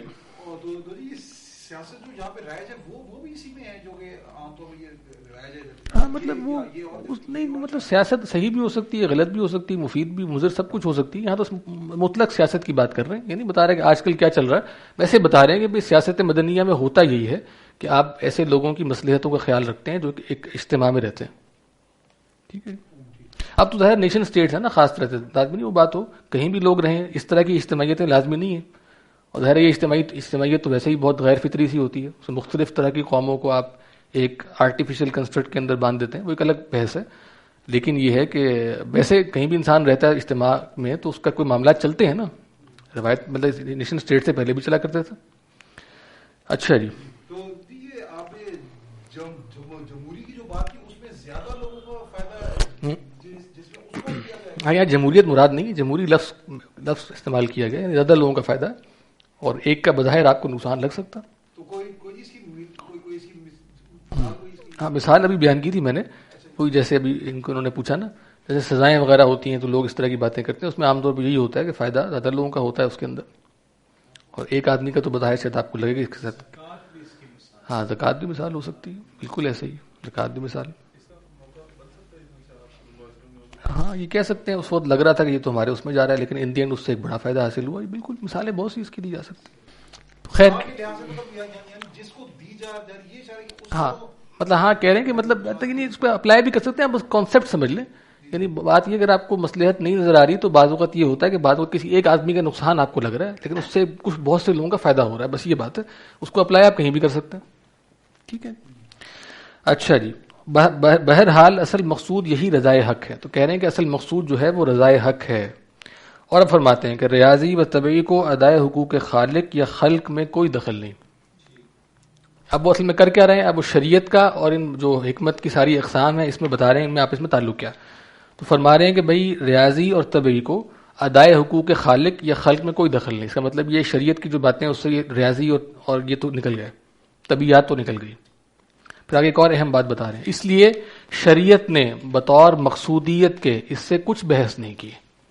بطور مقصودیت کے اس کو مقصود بنا کر کبھی بحث نہیں کی. اگر کہیں طبیعیات وغیرہ کا کوئی مسئلہ آ گیا ہے تو بطور عالیت و استدلال اعلی بعض مسائل الہی کے جس کا مقصود ہونا عنقریب مذکور ہوتا ہے. ٹھیک ہے. اگر کہیں ذکر آ بھی گیا ہے کسی طبیعیات سے متعلقہ مسئلے کا، یعنی کسی آپ کہہ لیں کہ بظاہر کسی مظہر کا ذکر کیا گیا ہے جو خارج میں پایا جاتا ہے، تو وہ اصل میں کیا ہے، وہ اصل اس میں اس کو توحید کے لیے توحید پر استدلال کے لیے استعمال کیا گیا. یعنی یہ بتایا جا رہا ہے کہ اس پر غور کرو، کیسے ممکن ہے کہ اس کے بنانے والا کوئی نہ ہو. ٹھیک ہے. اگر کہیں طبیعیات کا کوئی ذکر آ رہا ہے، اگرچہ طبیعیات کہنا اس کو مناسب نہیں ہے، لیکن جو بھی آپ اس سے متعلق کسی مسئلے کا، تو وہ کیا ہے، بطور آلیت انسٹرومنٹ کے طور پہ. اور استدلال اعلیٰ بعض مسائل الہی، اور بعض مسائل الہیات پر استدلال کے لیے اس سے آرگومنٹ بنایا جا رہا ہے. یعنی اس بات توحید مقصد ہے. میں خیر کچھ چیزیں نوٹ بھی کی تھی، ٹائم اتنا نہیں ہے کہ اس کو سب کو بیان کیا جائے. جیسے ایک جگہ پہ وہ فرماتے ہیں، جس طرح جیسے یہ کہاں کہہ رہے ہیں نا، جیسے چنانچہ اس کے ساتھ لآیات لأولی الالباب وغیرہ فرمانا اس کی دلیل ہے. جہاں بھی ایسا ہوتا ہے تو فوراً فرماتے ہیں لآیات لأولی الالباب. جیسے آپ یہ آیت دیکھتے ہیں نا یہاں پہ ان فی خلق السماوات والارض واختلاف اللیل والنہار لآیات لأولی الالباب. آپ کہیں گے بھئی یہ آسمان و زمین کی تخلیق ہے اور اختلاف لیل و نہار ہے، بظاہر تو یہ جیسے آپ کہہ لیں کہ طبیعیات کا موضوع ہے نا. ٹھیک ہے. لیکن کیا ہے، لآیات نشانی ہے، اس میں سائنز ہیں. لآیات لأولی الالباب، اولی الالباب جو ہیں لب والے لوگ جو ہیں. لب کسے کہتے ہیں؟ لب کہتے ہیں عقل کو، لب کہتے ہیں خلاصے کو، جوہر کو، جو انسان کی حقیقت ہے. تو جو لوگ بھی اس لب کو رکھتے ہیں، اولی الالباب ہیں، جو اصحاب عقل ہیں، ان کے لیے کیا ہے، آیات ہیں. یعنی بتا رہے ہیں یہاں بھی مقصد یہ نہیں ہے، یہ نہیں بتا رہے کہ اس میں غور کرو، اس کا تجزیہ شروع کر دو، اس کی میکینکس دریافت کرو وغیرہ وغیرہ. وہ کر لے ایک الگ بات ہے، اس پر ہم تنقید نہیں کر رہے. ٹھیک ہے. لیکن یہ مقصود نہیں ہے. مقصود کیا ہے یہاں پہ؟ وہی کہ اس سے استدلال کیا جا رہا ہے بعض مسائل الہی پر. جی معرفت الہی بالکل ایسے ہی. اچھا جی. تو آگے فرماتے ہیں کہ تو کہہ رہے ہیں اب ایک قسم تو حکمت نظریہ کی، یعنی علم الہی، یعنی علم الہی وہ تو متعلق ہے نا کس سے، شریعت سے. تو شریعت آپ کو بتاتی ہے، خدا کی ذات و صفات کا تعارف کرواتی ہے، اس کا مطلب علم الہی، اور وہ تو آپس میں مل گئے. اور حکمت عملیہ بجمی اقسامیہ باقی رہ گئی. تو کس کو نکالا تھا؟ ریاضی کو نکال دیا اور طبیعیات کو نکال دیا. تو باقی 4 رہ گئے. ایک حکمت نظری کی، کون سی؟ الہیات، اور 3 حکمت عملی کی. ٹھیک ہے. تہذیب اخلاق بھی ہے، تدبیر منزل بھی ہے، اور سیاست مدنیہ بھی ہے. تو کہہ رہے ہیں یعنی علم الہی اور حکمت عملیہ بجمی اقسامیہ باقی رہ گئی. چونکہ ان سب کو مقصد مذکور یعنی ادائے حقوق میں دخل ہے، اس لیے ان سب سے کافی بحث کی ہے. چونکہ ان سب کو ادائے حقوق میں دخل ہے، اس لیے ان سب سے کافی بحث کی ہے. الہیات سے بھی بحث کی گئی ہے، تہذیب اخلاق سے بھی کی گئی ہے، تدبیر منزل سے بھی کی گئی ہے. اس کے نام کیا ہم آگے بتائیں گے. یہ شریعت میں چیزیں آتی ہیں تو کن عنوانات سے آتی ہیں. ٹھیک ہے. چنانچہ حکمت عملیہ کے مباحث کے کمال میں تو خود متبعین فلاسفہ نے بھی اعتراف کر لیا ہے. تو کہہ رہے ہیں جو حکمت عملیہ کے مباحث شریعت میں وارد ہیں، ان کے کمال کے بارے میں تو خود متبعین فلاسفہ نے بھی اعتراف کر لیا ہے کہ ان الشریعۃ المصطفیہ قد قضت الوطر علی اکمل وجہ و اتم تفصیل، کہ شریعت مصطفیہ جو ہے اس نے جو ہے نا معاملہ گویا چکا دیا ہے بہترین طریقے پر اور بہت تفصیل کے ساتھ. کن معاملات میں؟ تہذیب اخلاق ہے، تدبیر منزل ہے، اور سیاست مدن. اور کہہ رہے ہیں علم الہی کے مباحث میں بھی دلائل کے موازنہ کرنے سے حکماء کو اسی اعتراف کی طرف مضطر ہونا پڑتا. اور اگر وہ مثلا یہ کہ علم الہی کے مباحث میں دلائل سے موازنہ اگر کریں واقعی، تو وہ جو ہے حکماء اسی اعتراف، جو اعتراف انہوں نے حکمت عملی کے بارے میں کیا ہے، وہاں بھی مضطر ہونا پڑے گا. مضطر یعنی مجبور ہونا پڑے گا. ٹھیک ہے.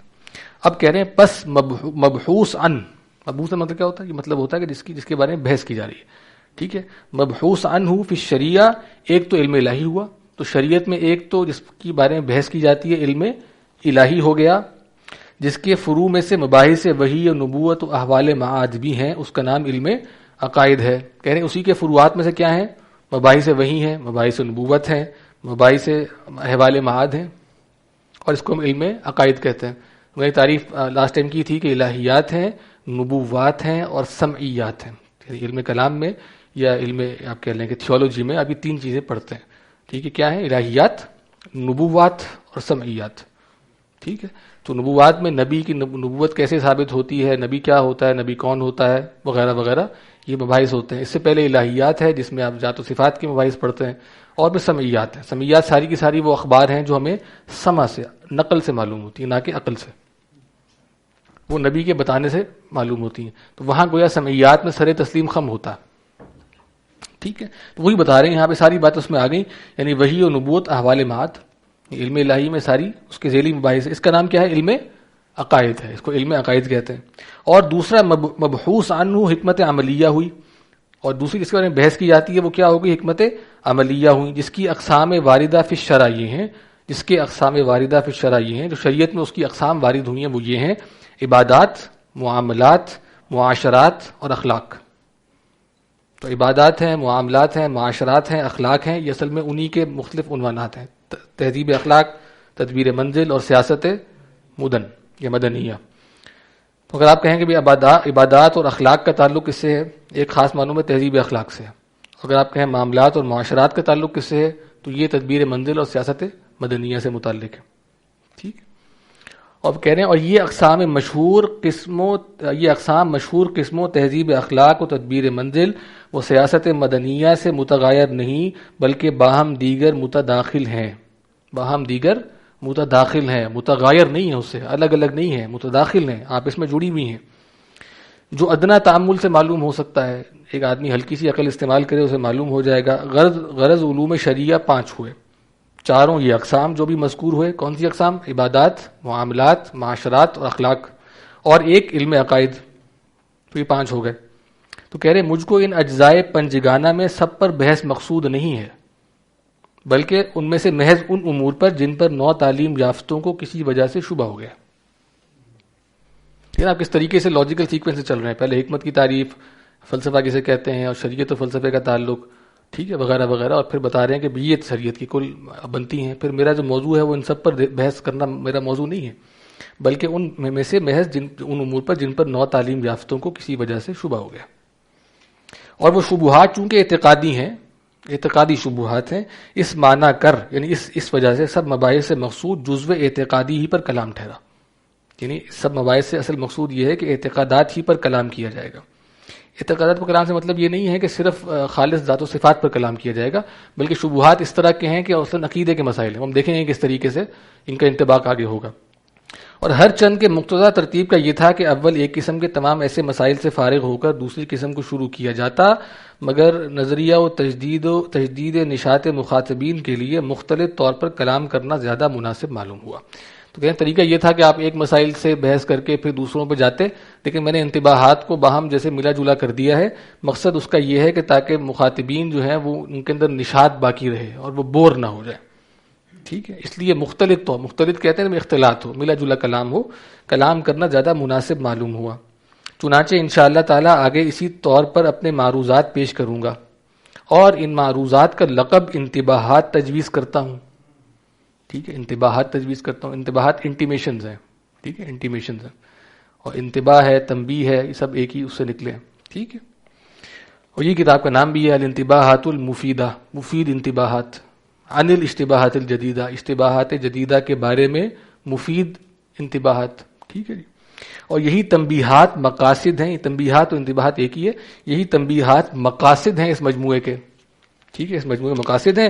اور ان مقاصد سے پہلے کچھ قواعد کی، مقاصد قواعد، اس سے پہلے کچھ قواعد کی جو ان مقاصد کے ساتھ اصول موضوعہ کی نسبت رکھتے ہیں تقریر کی جاتی ہے. ٹھیک ہے، ان کا بیان کیا جاتا ہے. یعنی مقاصد سے پہلے کچھ ایکزیمز، فرسٹ پرنسپل، اصول موضوعہ کا بیان ہوگا، ان پر اصل میں بات ہوگی. اس کے بعد ان کا انطباق ہے، اپلیکیشن ہے. ٹھیک ہے، اور مقاصد کے مختلف مقامات پر ان قواعد کا حوالہ دیا جاوے گا تاکہ تفہیم و تسلیم میں سہولت و معاونت ہو. اور کہہ رہے ہیں جب اس کا انتباہ کیا جائے گا تو انہی اصول موضوعہ کا حوالہ بھی دیا جائے گا، کون سا اصول موضوعہ کہاں پر کس طریقے سے اپلائی ہو رہا ہے، تاکہ تسلیم کرنے میں، ماننے میں سہولت بھی ہو، اور معاونت کیا ہے؟ مدد بھی ہو. فرماتے ہیں اللہ تعالیٰ مدد فرماوے. ٹھیک ہے، تو یہ لکھا سمجھ لیں تقریباً تھانہ بھون، ضلع مظفر نگر، اشرف علی، یہ 1909 کے سمجھ لیں زمانے میں لکھا گیا. تو آج یہ خیال تھا کہ یہیں تک اس کو انشاءاللہ ہم پڑھیں گے، اصول موضوعہ اگلی دفعہ سے شروع کریں گے. کوئی سوال ہے تو کر لیجئے. جی، فرسٹ پرنسپلز، ایکزیمز. یونیورسل ٹروتھ ہونا لازمی نہیں ہے، ویسے جو یہاں بیان کیے گئے ہیں وہ ہیں، ایسا بھی ہے کہ وہ ہیں.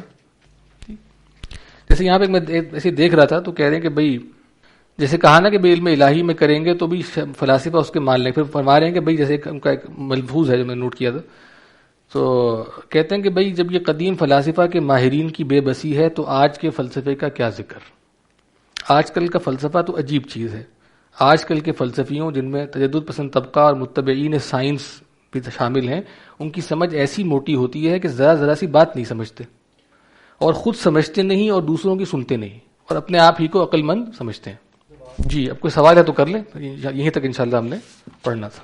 سوال یہ تھا کہ ریاضی اور طبیع کو دائیں کے خالق کے خلق میں کوئی دخل نہیں، جی جی لیکن ریاضی کی بہت سارے مطلب جس طرح زکوٰۃ کے مسئلے میں ہاں یہ سوال ہوتا ہے، یہ سوال کیا جاتا ہے. اصلاً دخل نہیں ہے، یعنی اصل میں ریاضی کا موضوع نہیں ہے، نہ طبیعیات کا اصلاً موضوع نہیں ہے، لیکن الہیات اصلاً موضوع ہے شریعت کا.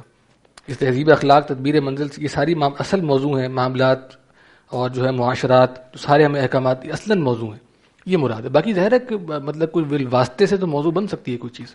ظاہر ریاضی استعمال ہوتی ہے بہت سی جگہوں پہ، وراثت کی تقسیم ساری علم ریاضی کے اصولوں پر ہوتی ہے. اسی طریقے سے زکوٰۃ کا حساب ہوگا، اس پر ہوگا وغیرہ وغیرہ، لیکن اصلاً نہیں ہے. ہاں جو مطلب اصلاً ہو، جس کا موضوع بالواسطہ نہ ہو، تو اصلاً جو ہے یہ 4 ہی ہیں. علم الہی ہوگا اور باقی 3 ہوں گے. باقی یہ جو 2 اگر بنیں گے تو بالواسطہ بنیں گے. وہ تو علم طبیعیات بھی بن سکتا ہے. کوئی اگر آدمی جو ہے اس کی وجہ سے اس کو خدا کی معرفت حاصل ہو جاتی ہے، اگرچہ عام طور پہ ایسا نہیں ہوتا، لیکن اگر ہو جائے تو وہ یقیناً اس کے لیے وہ واسطہ بنے گا.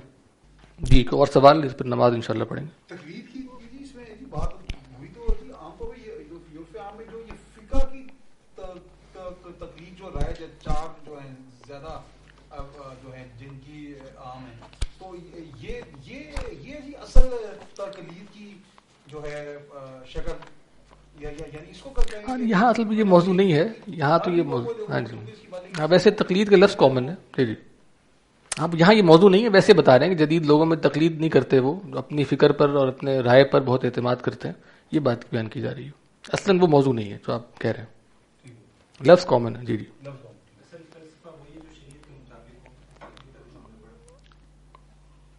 ہاں مطلب یہ حقائق موجودہ کا علم ہے. ظاہر ہے حقائق موجودہ میں بہت سی ایسی چیزوں کا علم بھی ہو سکتا ہے جو شریعت سے غیر متعلق ہوگا. ہاں الہیات میں تو یقیناً متعلق ہوگا. یعنی آپ کہہ لیں ایسی کچھ شے معلوم ہو گئی جو خلاف ہے اس عقیدے کے، تو ہم کہیں گے یہ درست نہیں ہے. یہ ایک الگ کیوں ہے، اس کی الگ ایک پوری بحث ہے. لیکن آپ کہہ سکتے ہیں بہت سی، کیونکہ حقائق موجودہ بہت زیادہ ہے نا. مثلا آپ نے جو ہے کوئی پارٹیکل پھاڑ دیا، آپ کو معلوم یہ اس کے اندر ہے، کوئی اور چیز جان لی، تو اس کا اصلاً کوئی تعلق نہیں ہے اس سے، اس کی اثباتاً یا نفیاً کوئی تعلق نہیں ہے شریعت کے ساتھ.